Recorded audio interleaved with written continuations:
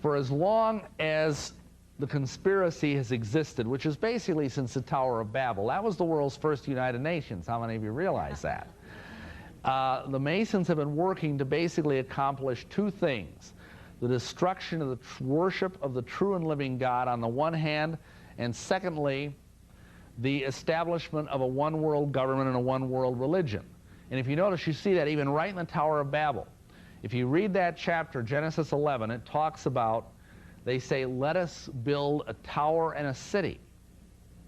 The tower is a symbol of religious Babylon.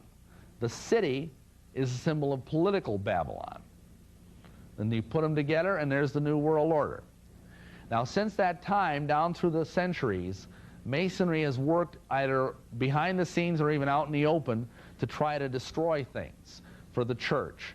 Now, it started getting pretty obvious during the time of what is called historically the Enlightenment. Now, that was a period just after the Protestant Reformation in the early 17th century, or pardon me, 1700s, where this new philosophy came about called the Enlightenment. And it was the idea that we didn't need faith anymore. We didn't need religion anymore. We had a new God rising, and that God's name, science. That science could give us the answers, that logic and reason could give us all the answers we needed, and we no longer needed to have all of these other things going on.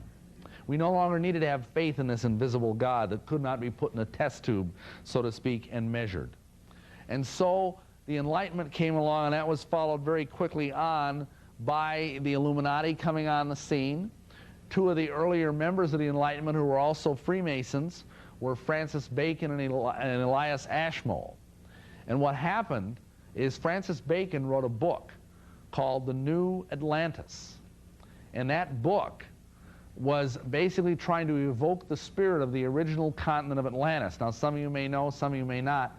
Atlantis is a mythical continent that supposedly existed in the days several hundred years before Christ, and supposedly was like the golden age. I mean, it had great science, it had great philosophy, great occult powers, great technical achievements. And it was sunk under the sea because of its pride.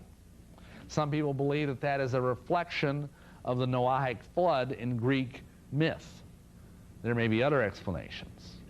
But what Francis Bacon wanted to do was create a new Atlantis on the American continent where Masonry and occultism could be practiced openly.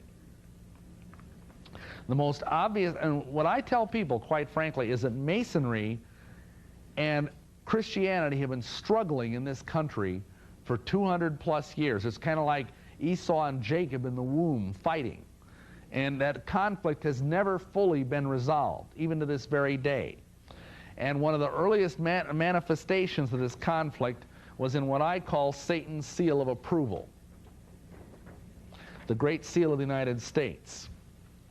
I'm not going to go into a lot of depth on this, but let me just say this much. Down through the centuries, right from the year 1776, the United States began working on a seal.